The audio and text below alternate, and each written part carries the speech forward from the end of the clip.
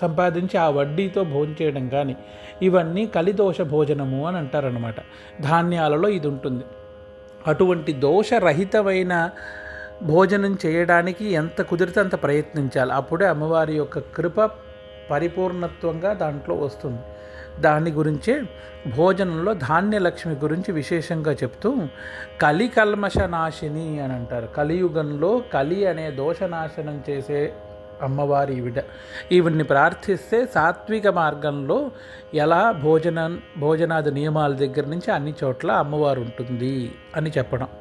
అలా సాత్విక భోజనంతో ఉండడం వల్ల ఆరోగ్యము బాగుపడుతుంది, బుద్ధి కుశలత పెరుగుతుంది.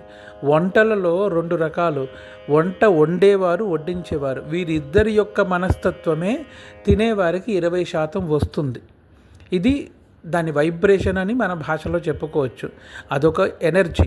వడ్డించేవారు, వండేవారు. అందుకే వండేవారు ఎప్పుడు భగవన్నామస్మరణ చేస్తూ వండడము, తదనంతరం దేవుడికి నివేదన పెట్టడము అనేది ఉండాలి. అలాగే అమ్మ చేత వంట చాలా మంచిది, విశేషము అని అంటారు. ఎక్కడైనా ఏదైనా పెద్ద కార్యాలకు వెళ్తుంటే భార్య చేత కానీ అమ్మ చేత కానీ పెరుగు అన్నం కానీ పరవాన్నం కానీ 2 దొరక్కపోతే పెరుగులో కొంచెం పంచదార వేసుకునైనా తినే అలవాటు చాలా చోట్ల ఇప్పటికి కూడా ఉందన్నమాట.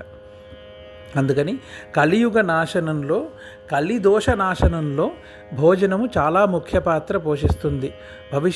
భవిష్యత్తులో అటువంటి దోషాలు ఏమైనా ఇదివరకు చేస్తుంటే అమ్మవారిని క్షమించమని కోరుతూ, భవిష్యత్తులో అటువంటి దోషాలు ఏం కాకుండా ఉండేటట్టుగా అమ్మవారి యొక్క కృపని పొందాలి. తర్వాత కామిని వైదిక రూపిణి వేదమయే. వైదిక రూపిణి అంటే శాస్త్రాలలో చెప్పినట్టుగా వేదో నిత్యమదీయతాం తదుదితం కర్మస్వనుష్ఠీయతాం అని అంటారు.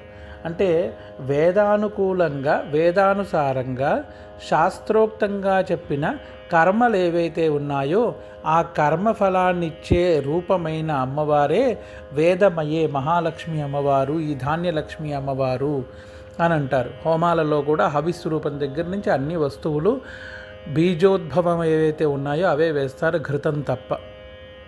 అలా అన్నమాట. 2వ వాక్యంలో క్షీర సముద్భవ మంగళ రూపిణి, క్షీరసాగరం నుంచి ఉద్భవించిన మంగళ రూపిణి అయిన మంత్రనివాసిని మంత్రనుతే. మంత్రనివాసిని అంటే మనం ఏ మంత్రం అయితే జపిస్తామో ఆ మంత్రము యందు వసించి ఉంటుంది అమ్మవారు. ఆ మంత్రనుతే, మంత్ర శబ్దానికి శబ్దరూపిణి అని అర్థం అన్నమాట. ఉదాహరణకి మనం ఇప్పుడు చేస్తున్న మహాలక్ష్మి మంత్రంలో ఓం శ్రీ ఓం నమః అని అంటున్నాం. ఓం అనేది ప్రపంచ బీజాక్షరము, బ్రహ్మాండ బీజాక్షరము, బ్రహ్మరూపము అని